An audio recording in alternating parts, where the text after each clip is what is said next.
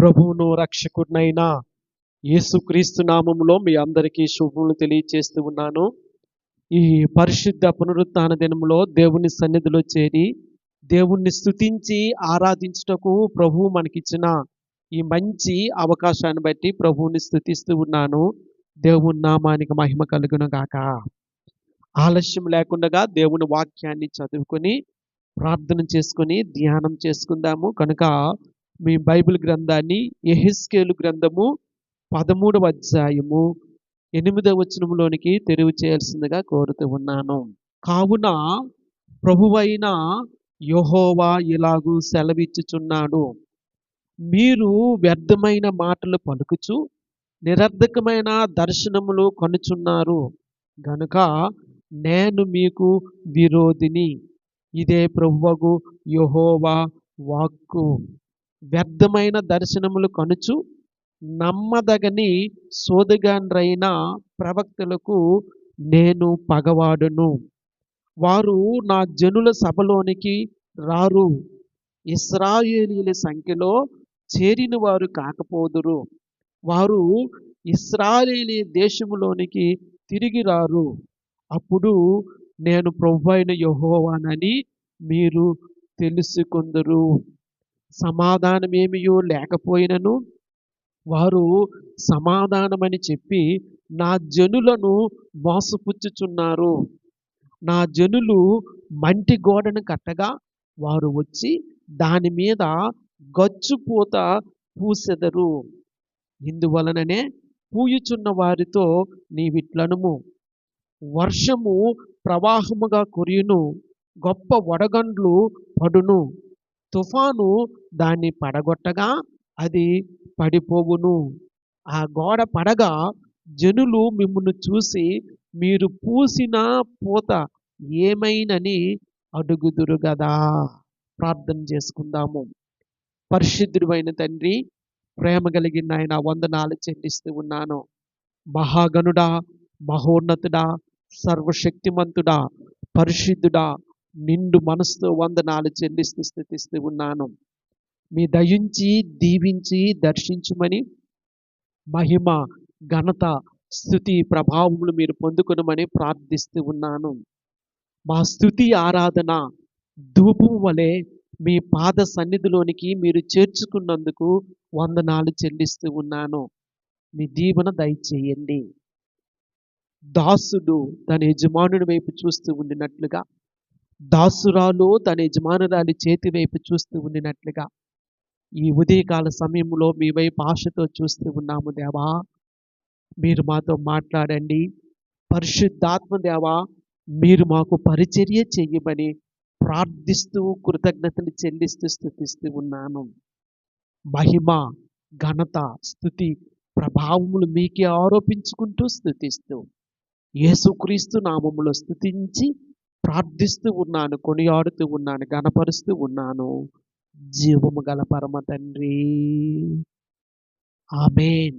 Thy will be done, నీ చిత్తము నెరవేర్చబడునుగాక అనే ఈ సిరీస్లో ప్రియులారా, ప్రవక్త అయిన యెహెజ్కేలుని గురించి, అలాగే యెహెజ్కేలు గ్రంథములో ఉన్న కొన్ని సందర్భాలను వాక్యములో నుంచి ధ్యానం చేసుకుందాము. దేవుని నామానికి మహిమ కలుగును గాక. ప్రవక్తలు ఏ విధముగా దేవుని మాటకు విధేయత చూపించారో చూసినట్లయితే ఈ దినాన నీవు నేను కూడా దేవుని వాక్యానికి ఎంతగా విధేయత చూపించాలో మనకు పాఠము అర్థమవుతూ ఉంటుంది. ప్రియులారా, ఇర్మియాని గురించి గడిచిన వారములో మనం ధ్యానం చేసుకున్నాము. నీ నడికట్టుని తీసి దాన్ని యూఫ్రటీస్ నది ఒడ్డున ఒక చోట పాతి పెట్టమన్నప్పుడు ఇర్మియా ఆ విధముగా చేశాడు. దాన్ని మరలా తీసుకుని వచ్చి అది పాడైపోగా యోధా ప్రజలను ఆ విధముగా నేను నాశనం చేయబోతూ ఉన్నానని చెప్పమన్నప్పుడు ఇర్మియా ఆ విధముగా దేవుని మాట ప్రకారం చేశాడు. నీవు కుమ్మరి యొద్దకు వెళ్ళు, అక్కడ నేను నీకు ఒక పాఠాన్ని నేర్పించాలి అని చెప్పినప్పుడు కుమ్మరి యొద్దకు పరుగు పెట్టుగా మరి దేవుడు అక్కడ ఆయనకు చూపించినటువంటి ఆ ప్రత్యక్షత, ఆ పాఠాన్ని ఇశ్రాయేలు ప్రజలకు నేర్పించినట్లుగా మనం చూస్తూ ఉన్నాము. అలాగే యెహెజ్కేలు గ్రంథము 12 అధ్యాయంలో దేవుడు యెహెజ్కేలునకు మరొక సందర్భాన్ని జ్ఞాపకం చేస్తాడు. దేశాంతరము పోయిన వారు ఏ విధముగా వారి యొక్క సామగ్రిని సర్దుకొని వెళ్తారో, నీవు కూడా ఆ ప్రజలు చూస్తూ ఉంటుండగానే ఆ సామగ్రిని సర్దుకొని వెళ్ళమండము మనము చూస్తా ఉన్నాం. యెహెజ్కేలు దేవుని మాట ప్రకారముగా ఆ సామగ్రిని సర్దుకొని వారు చూస్తుండగానే వెళ్ళి ఒక చోట దాన్ని ఉంచి మరలా వచ్చి గోడకు కన్నము చేసి దానిలో నుంచి ముఖము కనబడకుండా ముఖము కప్పుకొని నేల వైపు చూస్తూ రావడం అనేది మనము చూస్తూ ఉన్నాము. ప్రియులారా, వారు చెరలో ఉన్నప్పటికీ కూడా దేవుని మాట వారు వినకపోవడం అనేది విచారకరమైనటువంటి సంగతి. అప్పటికి ప్రియులారా, చాలా మంది చెరలో ఉన్నారు. మరికొంతమంది శేషించిన వారు ఇక్కడ ఉన్నారు. యెరూషలేము పట్టణంలో ఉన్నారు, లేదా ఇశ్రాయేలు దేశంలో ఉన్నారు. ప్రియులారా, చెరలో ఉన్నవారు దేవుని మాట వినలేదు. శేషించిన వారు కూడా దేవుని మాట వినలేదు. ఒక విచారకరమైన సంగతి ఏంటంటే, చెరలో ఉన్న వారి ఎదుట అబద్ధ ప్రవక్తలు ఉన్నారు. అలాగే శేషించిన వారి మధ్యలో కూడా అబద్ధ ప్రవక్తలు ఉండి వారిని తప్పుదోవలో నడిపిస్తూ ఉండినట్లుగా మనం చూస్తూ ఉన్నాము. ఇర్మియా గ్రంథము 28వ అధ్యాయము 4వ వచనములో, బబులోను రాజు కాడిని విరుగగొట్టి యెహోయాకీము కుమారుడును యూదా రాజునైన యెకొన్యానును బబులోనునకు చెరగొనిపోయిన యూదులనందరినీ ఈ స్థలమునకు తిరిగి రప్పించెదను. ఇదే యెహోవా వాక్కు. దేవుడు చాలా స్పష్టంగా చెప్పాడు, మీ అవిధేయతను బట్టి మీరు 70 సంవత్సరములు బబులోను చెరలో ఉండాలి. ఆ 70 సంవత్సరములు పూర్తయిన తరువాత నేను మీకు వాగ్దానం చేసిన ప్రకారము మరలా మీ స్వదేశానికి నేను మిమ్మల్ని తీసుకుని వస్తాను అని దేవుడు వారికి ప్రమాణం చేసినప్పటికీ అబద్ధ ప్రవక్తలు లేచి కాదు కాదు 2 సంవత్సరాల్లో తిరిగి దేవుడు బబులోను చెరలోనున్న వారిని తీసుకుని వస్తాడు. దేవాలయంలో నుండి ఏ ఉపకరణాలైతే వారు తీసుకుని పోయారో ఆ ఉపకరణాలన్నింటినీ తిరిగి తెస్తారని అబద్ధ ప్రవచనాలు చెప్తూ ఉన్నారు. ప్రియులారా, గడిచిన వారంలో చెప్పుకున్నట్లుగా అబద్ధ ప్రవక్తలు ఇప్పుడే కాదండి, అప్పుడు ఉన్నారు. అప్పుడే కాదు, ఇప్పుడు ఉన్నారు. వారి విషయంలో మనము ఎంతో జాగ్రత్తగా ప్రవర్తించవలసినటువంటి అవసరత ఉంది. ఈ 13వ అధ్యాయంలో అటువంటి అబద్ధ ప్రవక్తలను గురించి మరొకసారి హెచ్చరికను మనం చూస్తూ ఉన్నాము. దయచేసి చదువుదాము ఆ మాటలు. చూడండి, 13వ అధ్యాయము 1వ వచనము నుండి. మరియు యెహోవా వాక్కు నాకు ప్రత్యక్షమై ఇలాగు సెలవిచ్చెను, నరపుత్రుడా, ప్రవచించుచున్న ఇశ్రాయేలీయుల ప్రవక్తులకు విరోధముగా ప్రవచించి మనస్సు వచ్చినట్లు ప్రవచించిన వారితో నీవిలాగు చెప్పుము, యెహోవా మాట ఆలకించుడి. అబద్ధ ప్రవక్తులు ఉన్నారు. వారు మనస్సునకు తోచినట్లుగా, వారికి నచ్చినట్లుగా దేవుని వాక్యాన్ని, దేవుని ప్రత్యక్షతను వారు ప్రకటిస్తా ఉన్నారు. ప్రియులారా, ఇది ఎంత మాత్రము కూడా మేలైనది కాదు. ఒక ప్రవక్త అంటాడు, ఆది కాండంలో అవ్వ శోధించబడినప్పుడు ఏదో ఆ పండు తినడం మాత్రమే కాదు గాని సాతానుడు అవ్వమ్మను మానభంగం చేశాడు, అందుకే కయ్యూను మొదటగా పుట్టాడని వాక్యాన్ని వివరించుకుంటూ వస్తూ ఉన్నాడు. ఇది ఎంత వరకు వాక్యానుసారమైనదో గమనించుకునండి. ప్రియులారా, స్వబుద్ధిని ఆధారంగా చేసుకొని ప్రవచనాలు చెప్పేటువంటి దినాల్లో మనం ఉన్నాము. అబద్ధ ప్రవక్తులు దేవుని వాక్యాన్ని వక్రీకరించి చెప్పే దినాల్లో మనం ఉన్నాము గనక జాగ్రత్తగా దేవుని వాక్యాన్ని పరిశీలన చేసుకోవలసినటువంటి అవసరత ఉందని దేవుని వాక్యము మనకు జ్ఞాపకం చేస్తూ ఉంది. దేవుని నామానికి మహిమ కలుగును గాక. ఉంది, ఇశ్రాయేలీయులారా, మీ ప్రవక్తలు పాడైన స్థలములలో నుండి నక్కలతో సాటిగా ఉన్నారు. పాడైన స్థలముల్లో నక్కలు చాలా భయంకరంగా ఉంటాయి. అవి సాధారణంగా మృతదేహాలను పీక్కొని తింటూ ఉంటాయి. వారు పాడైన స్థలములలో ఉండే నక్కలలాగా పొంచి ఉన్నారు గనుక వారి బారిన పడకుండా వాక్యానుసారముగా ఉండాలని దేవుని వాక్యము మనకు హెచ్చరిక చేస్తా ఉంది.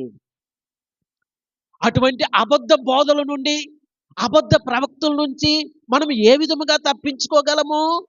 మనము వాక్యాన్ని బాగుగా చదువుకొని, వాక్యాన్ని బాగుగా ధ్యానించినప్పుడు మాత్రమే, వాక్యాన్ని లోతుగా అధ్యయనము చేసినప్పుడు మాత్రమే అబద్ధ బోధలను మనము తప్పించుకోగలము. దేవుని నామానికి మహిమ కలుగును గాక.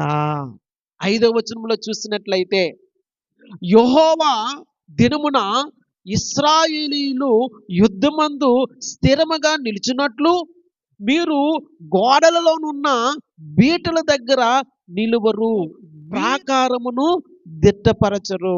యెహెజ్కేలు గ్రంథము 22వ అధ్యాయము 30వ వచనము, దేశమును పాడు చేయకుండునట్లు ప్రాకారమును దిట్టపరచుటకును బద్దలైన సందులలో నిలుచుటకును తగిన వాడెవడని నేను ఎంత విచారించినను ఒకడైనను కనబడలేదు.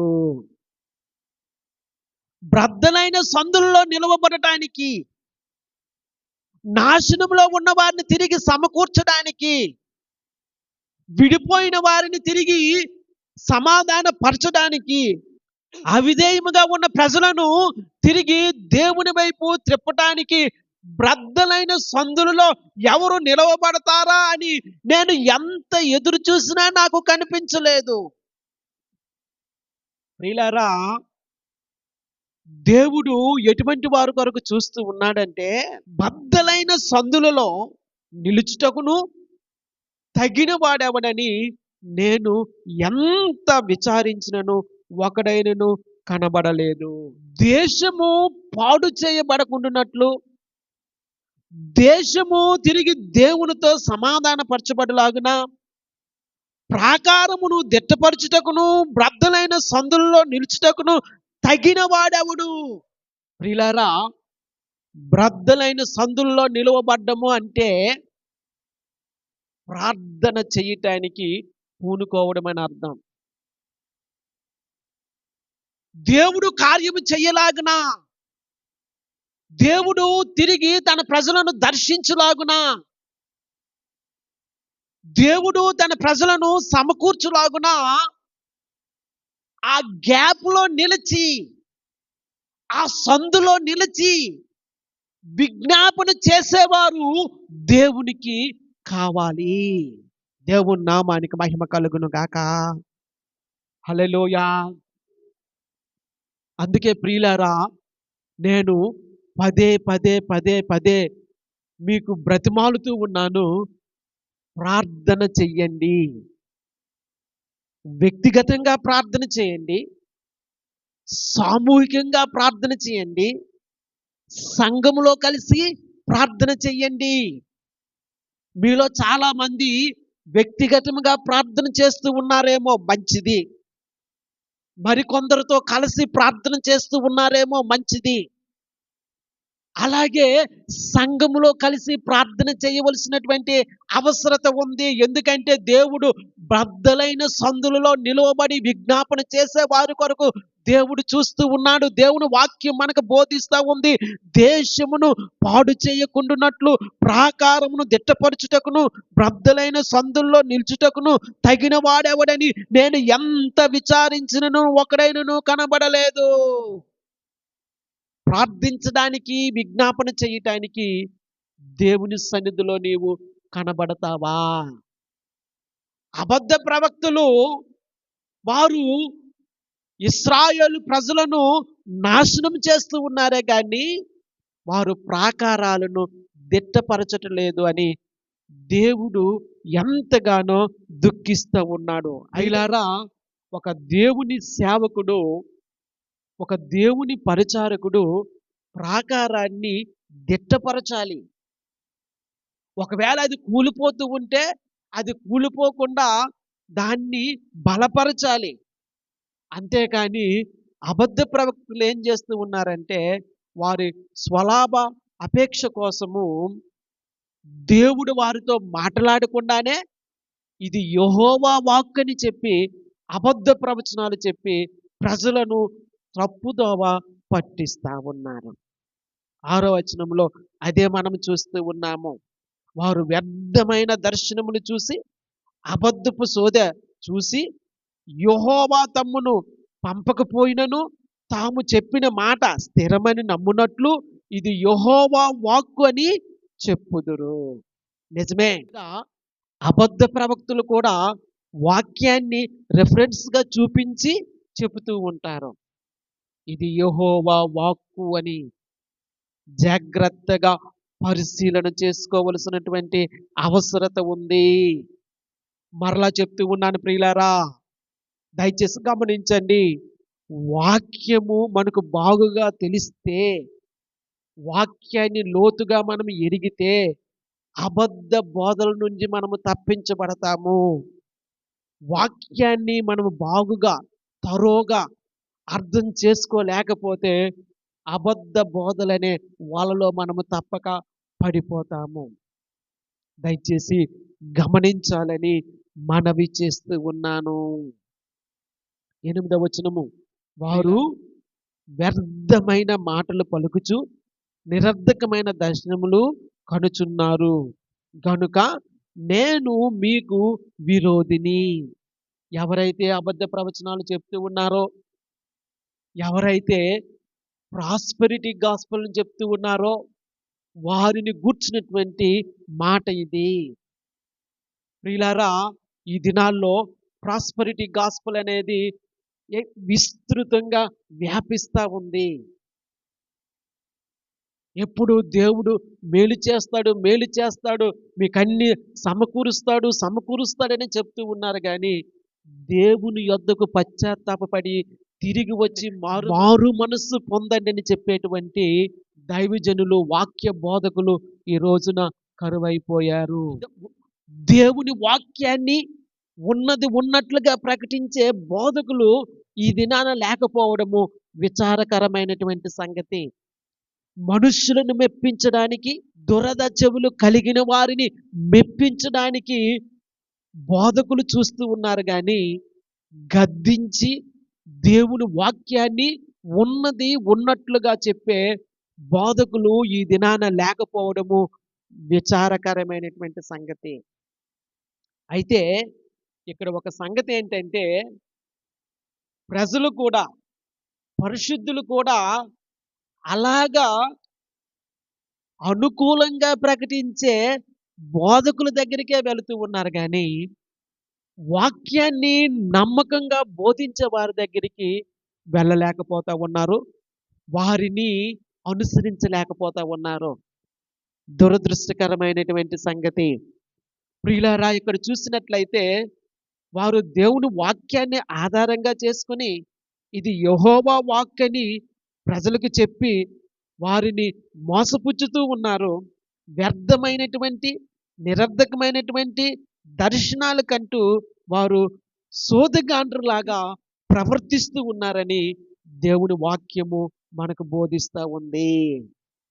9వ వచనంలో వ్యర్థమైన దర్శనములు కనుచు నమ్మదగని సోదగాండ్రైన ప్రవక్తులకు నేను పగవాడును. వారు నా జనుల సభలోనికి రారు, ఇశ్రాయేల్ సంఖ్యలో చేరిన వారు కాకపోదురు.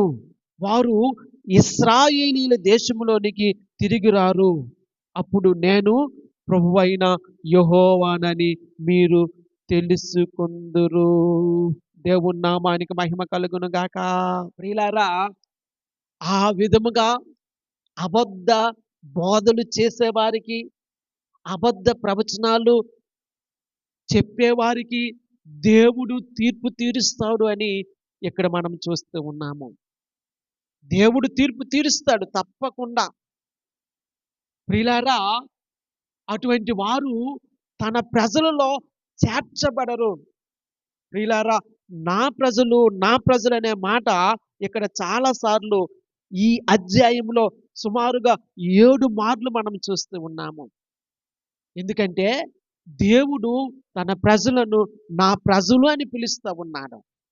ఎందుకంటే వారు దేవునితో నిబంధన చేసుకున్న ప్రజలు గనుక నా ప్రజలని పిలుస్తూ ఉన్నారు. అటువంటి వారిలో అబద్ధ ప్రవక్తలకు చోటు ఉండదు. అటువంటి వారు నా ప్రజల్లో నుండి కొట్టివేయబడతారు అని ప్రవక్త చెప్పడం మనం చూస్తూ ఉన్నాము.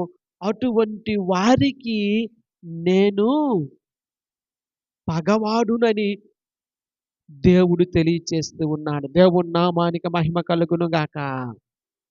హల్లెలూయా. 10వ వచనములో సమాధానం ఏమీయూ లేకపోయినను వారు సమాధానమని చెప్పి నా జనులను మోసపుచ్చుచున్నారు. నా జనులు మంటి గోడను కట్టగా వారు వచ్చి దాని మీద గచ్చుపూత పూసెదరు. సమాధానమేమియు లేకపోయినను వారు సమాధానమని చెప్పి నా జనులను మోసపుచ్చుచున్నారు. జాగ్రత్త, ఇది దేవుని యొద్ద నుండి మనకు వచ్చినటువంటి హెచ్చరిక. ప్రియులారా, దేవుని వాక్యము మనకు బోధిస్తా ఉంది, మోసపోవద్దు. ఎందుకంటే వారు మీ మధ్యలోనికి వచ్చి ఇది దేవుని వాక్యమని చెప్పి, ఇది యెహోవా వాక్యని చెప్పి, సమాధానం లేనప్పుడు సమాధానముగా ఉన్నది అని చెప్పి నా జనులను మోసపుచ్చుతారు. అవును ప్రియులారా, అబద్ధ బోధలనేవి ఈ దినాన విస్తరిస్తూ ఉన్నాయి. వాక్యాన్ని బాగుగా ఎరిగి ప్రార్థన చేసుకొని అటువంటి అబద్ధపు బోధల నుండి, మోసము నుండి మనల్ని మనము తప్పించుకోవలసి ఉన్నది. గడిచిన సంవత్సరాల్లో ప్రకటన గ్రంథాన్ని ధ్యానం చేస్తూ ఉండినప్పుడు ఒక మాటను గురించి మనం చెప్పుకున్నాము. వీలైతే ఆ మాట మనం చదువుదాము. చూడండి, ప్రకటన గ్రంథము 2వ అధ్యాయము 6వ వచనములో, ప్రకటన గ్రంథము 2వ అధ్యాయము 6వ వచనములో, అయితే ఈ ఒకటి నీలో ఉన్నది, నికోలాయితుల క్రియలు నీవు ద్వేషించుచున్నావు, నేను కూడా వీటిని ద్వేషించుచున్నాను. 14వ వచనములో, అయినను నేను నీ మీద కొన్ని తప్పిదములు మోపవలసి ఉన్నది. అదేమనగా విగ్రహముకు బలి ఇచ్చిన వాటిని తినునట్లును, జారత్వం చేయునట్లును ఇశ్రాయేలులకు ఉరివడ్డుమని బాలాకునకు నేర్పిన బిలాము బోధను అనుసరించువారు నీలో ఉన్నారు. అటువలనే నికోలాయితుల బోధను అనుసరించువారును నీలో ఉన్నారు. ప్రియులారా, ఇక్కడ 2 సంగతులు నేను మీకు జ్ఞాపకం చేస్తాను. ఒకటి నికోలాయితుల క్రియలు, 2 నికోలాయితుల బోధలు. ప్రియులారా, ఏవైనా చెడ్డ క్రియలు ఒక వ్యక్తిలో ఉండినట్లయితే ఆ వ్యక్తి నష్టపోతాడు. కానీ ఒక వ్యక్తి తప్పుడు బోధ చేసినట్లయితే తాను నష్టపోవడం మాత్రమే కాకుండా తను మాటను ఆలకిస్తున్న వారు, అనుసరిస్తున్న వారు అందరూ కూడా నష్టపోతారు. I repeat my words. ఎవరైనా ఒక వ్యక్తి చెడ్డ క్రియలను కలిగి ఉంటే వాడి చెడుతనాన్ని బట్టి వాడు నష్టపోతాడు. కానీ ఒక వ్యక్తి తప్పుడు బోధ చేస్తే ఆ బోధను బట్టి వాడు, ఆ బోధను అంగీకరించిన వారందరూ కూడా నష్టపోతారు అనే సంగతిని దేవుని వాక్యం మనకు బోధిస్తా ఉంది. నికోలాయితుల క్రియలు వేరు, నికోలాయితుల బోధ వేరు. క్రియ ఒక వ్యక్తిని నష్టాన్ని కలుగు చేస్తూ ఉంటే, బోధ ఆ బోధ విన్న వారందరికీ కూడా నష్టాన్ని కలుగు చేస్తూ ఉంది. ఈ ప్రకటన గ్రంథంలో బిలాము బోధన గురించి కూడా తెలియచేయబడింది. ప్రియులారా, మనందరికీ తెలుసు, పాత నిబంధన కాలంలో బిలాము ప్రవక్తగా ఎంచబడి ఉన్నాడు. బిలాము ఇశ్రాయేలు ప్రజలను శపించడానికి ముందుకు వచ్చి శపిస్తూ ఉంటే, ఆయన శాపవచనాలన్నీ కూడా ఇశ్రాయేలు ప్రజలకు ఆశీర్వాదముగా మారిపోతూ ఉన్నాయి. చేసేదేమీ లేక తన దారిని తాను వెళ్ళిపోయాడు. తన్ని ఎవరైతే ప్రేరేపించాడో ఆ రాజు తన దారిని తాను వెళ్ళిపోయాడు. సంఖ్యాకాండము 24వ అధ్యాయము 25వ వచనము. అంతటా బిలాము లేచి తన చోటికి తిరిగి వెళ్ళెను. బాలాకును తన త్రోవను వెళ్ళెను. చేసేదేమీ లేదు. దేవుడు బిలాము యొక్క మాటలన్నిటినీ ఆశీర్వాదకరంగా మారుస్తూ ఉన్నాడు. శాపాన్ని ఆశీర్వాదంగా దేవుడు మారుస్తూ ఉంటే చేసేదేమీ లేక ప్రవక్త బిలాము తన దారిని వెళ్ళిపోతే రాజు బాలాకు తన దారిని వెళ్ళిపోయాడు. కానీ విచారకరమైన సంగతి ఏంటంటే, ఆ వెంటనే 25 అధ్యాయంలో చూసినట్లయితే ఇశ్రాయేలీయులు పాపము చేసినట్లుగా మనకు కనబడతా ఉంది. 25వ అధ్యాయము 1వ వచనము. ఇశ్రాయేలీయులు షిత్తీములో దిగియుండగా ప్రజలు మోయాబు రాండ్రతో వ్యభిచారం చేయసాగిరి. ఆ స్త్రీలు తమ దేవతలు బలులకు ప్రజలను పిలవగా వీరు భోజనము చేసి వారి దేవతలకు నమస్కరించిరి. అట్లు ఇశ్రాయేలీయులు బయల్పెయోరుతో కలుసుకొనినందున వారి మీద యెహోవా కోపము రగులుకొనెను. దేవుడు శాపాన్ని ఆశీర్వాదంగా మార్స్తే మరి వీరెందుకు పాపం చేయాల్సి వచ్చింది? వారి పాపాన్ని బట్టి దేవుడు తీర్పు తీర్చినట్లుగా మనం చూస్తూ ఉన్నాము. అదే అధ్యాయము 9వ వచనంలో చూసినట్లయితే వారి అవిధేయతను బట్టి, వారి పాపాన్ని బట్టి 24,000 మంది ఆ తెగులు చేత చనిపోయిరని మనం చూస్తూ ఉన్నాం. దేవుని యొక్క ఉగ్రత వారి మీదకి వచ్చింది. కారణం ఏంటంటే, బిలాము ఒక బోధ చేశాడు. సంఖ్యాకాండము 31వ అధ్యాయము 16వ వచనంలో చూసినట్లయితే దొంగ మనకు కనబడతాడు. అక్కడ మనకు కనబడతా ఉంది, ఇదిగో బిలాము మాటను బట్టి పేయోరు విషయంలో ఇశ్రాయేలీయుల చేత యెహోవా మీద తిరుగుబాటు చేయించిన వారు వీరు కారా? బిలాము మాటను బట్టి, బిలాము బోధను బట్టి బాలాకు రాజు ఏం చేశాడంటే, ఇశ్రాయేలు ప్రజల్లో యవ్వనస్తులైన వారి యొద్దకు అందమైనటువంటి మోయాబు స్త్రీలను పంపించి వారిని ఆకర్షించి వారి చేత వ్యభిచారం చేయించి దేవునికి వ్యతిరేకముగా పాపము చేయించినట్లుగా మనం చూస్తూ ఉన్నాము. అది బిలాము యొక్క బోధ. ప్రియులారా, గమనించండి, నికోలాయితుల బోధ, బిలాము బోధ, ఇటువంటి అబద్ధపు బోధలు చేసేవారు ఈ దినాల్లో ఉన్నారు గనక చాలా జాగ్రత్తగా దేవుని వాక్యాన్ని ఎరిగి వాక్యానుసారముగా జీవించవలసినటువంటి అవసరత ఎంతైనా ఉందని ప్రభువు పేరట నేను మీకు జ్ఞాపకం చేస్తూ ఉన్నాను. దేవుని నామానికి మహిమ కలుగును గాక. హల్లెలూయా. ఎందుకంటే వారు తన ప్రజలను మోసపుచ్చుతూ ఉన్నారు.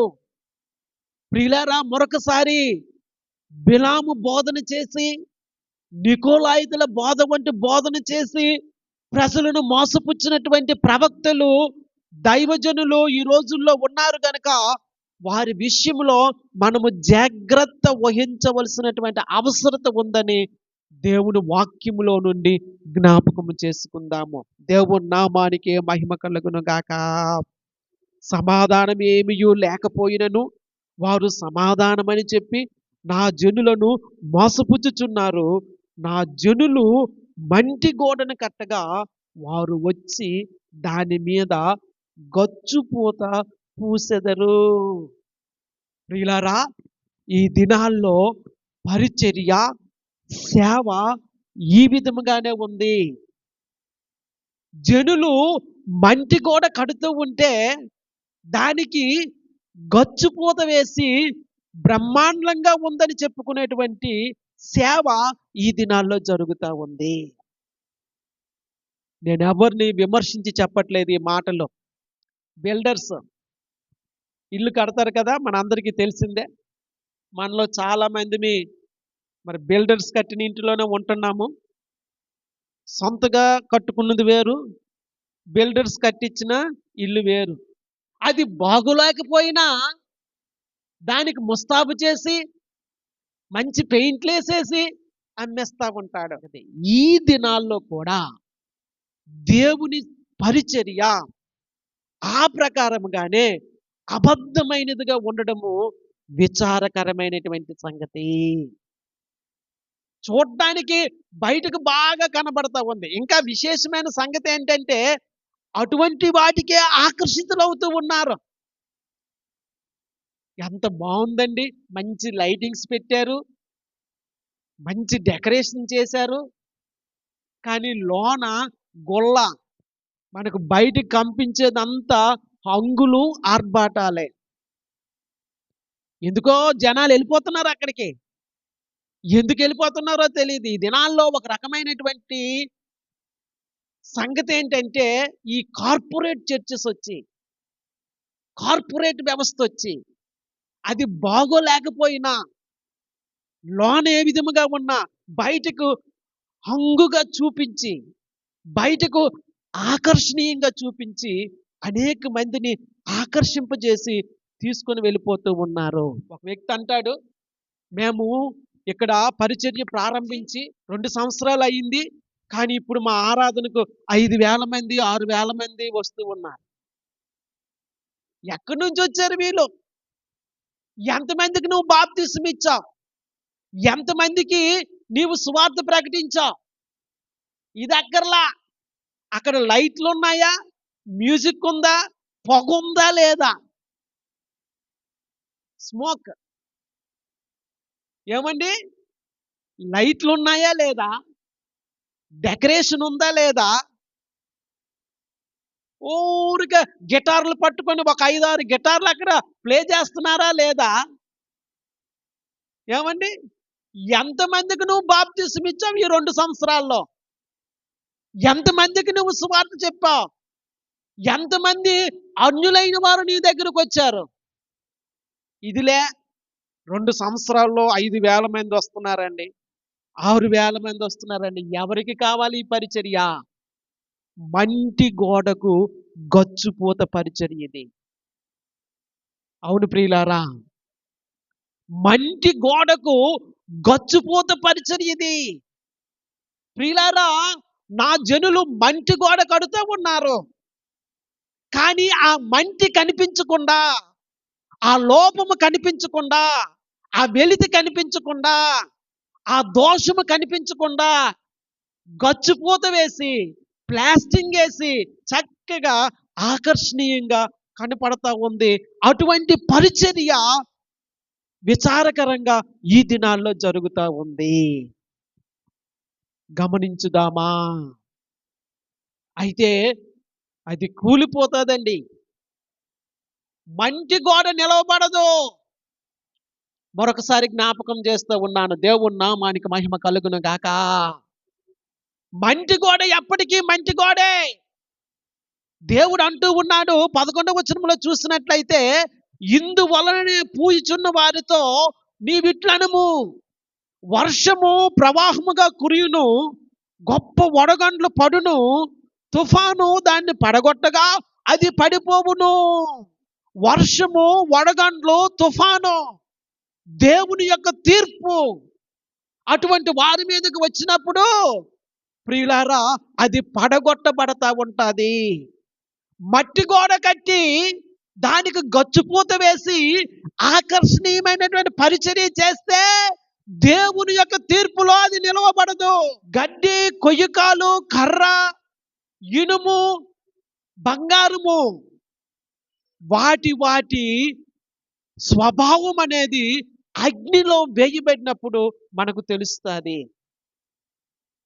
ఏది గడ్డి, ఏది కొయ్యకాలు, ఏది కర్ర, ఏది బంగారం అనేది అగ్నిలో పరీక్షించబడినప్పుడు తెలుస్తుంది.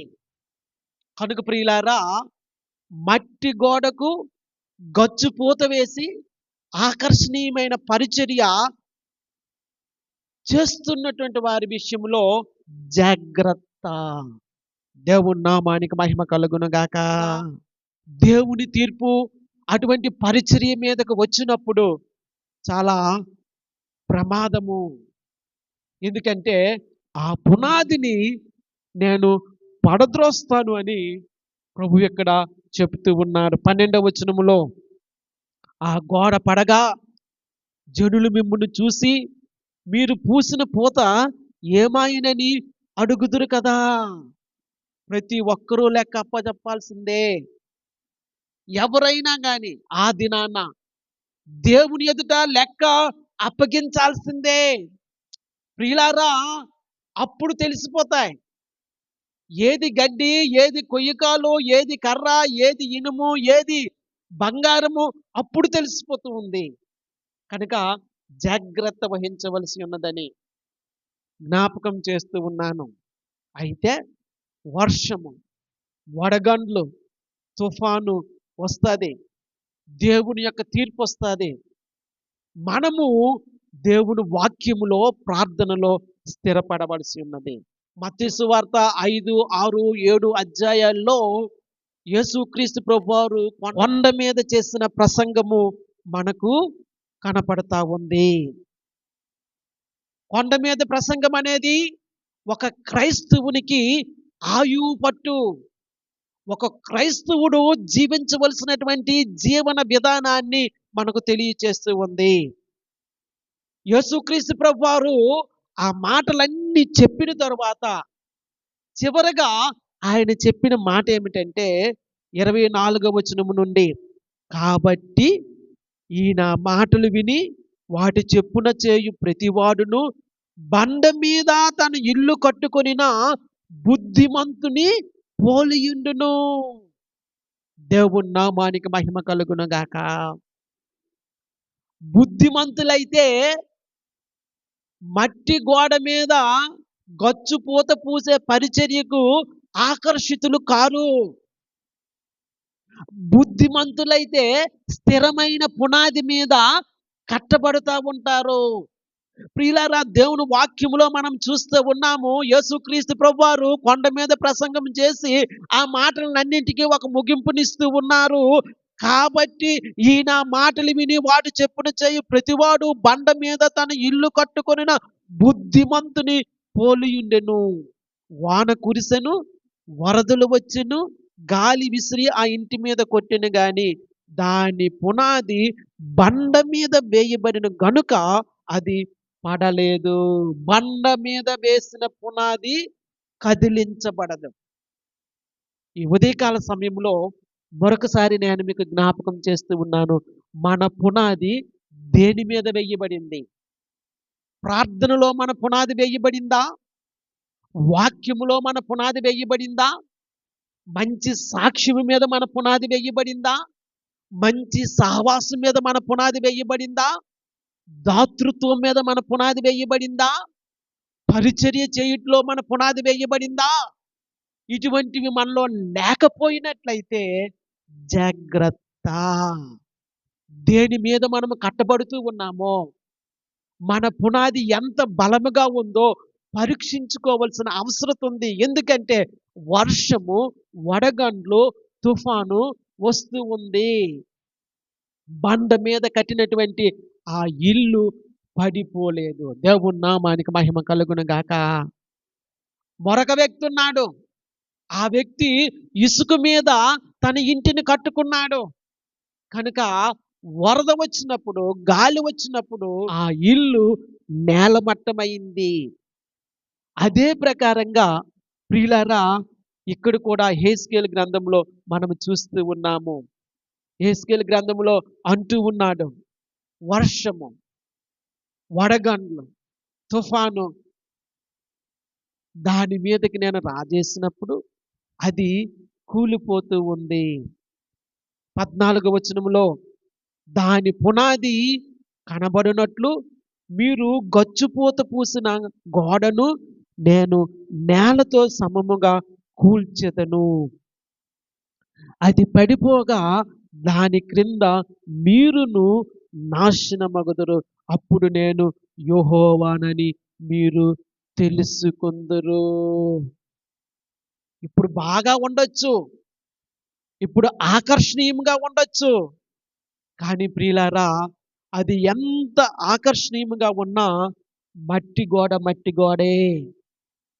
మట్టి గోడ మీద వేసినటువంటి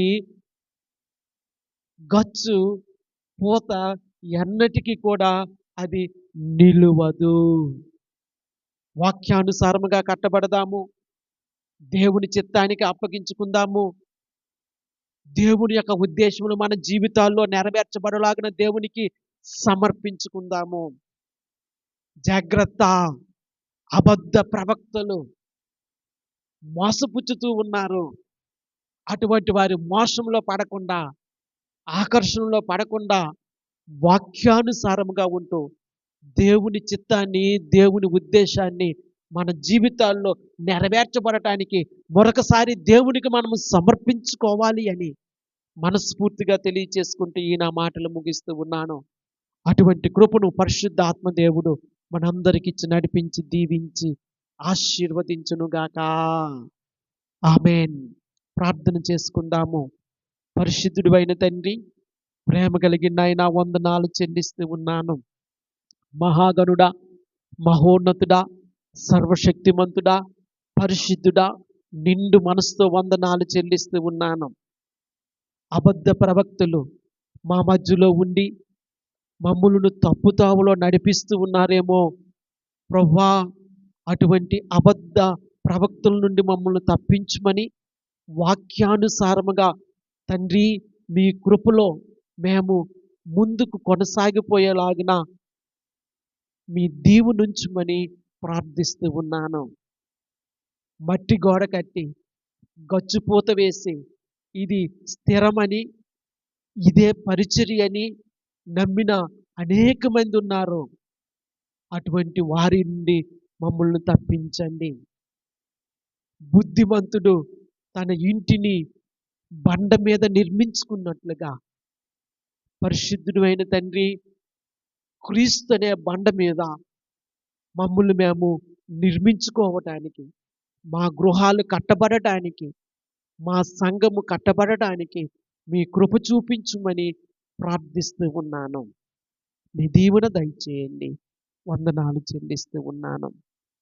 మహిమ, ఘనత, స్తుతి, ప్రభావమును మీకే ఆరోపించుకుంటూ కృతజ్ఞతలు చెల్లిస్తూ స్తుతిస్తూ మీ దయించుమని ప్రార్థన చేస్తూ యేసుక్రీస్తు నామములో స్తుతించి ప్రార్థిస్తూ ఉన్నాను, కొనియాడుతూ ఉన్నాను, గణపరుస్తూ ఉన్నాను, కృతజ్ఞతలు చెల్లిస్తూ స్తుతిస్తూ ఉన్నాను. జీవము గల పరమ తండ్రి. ఆమేన్.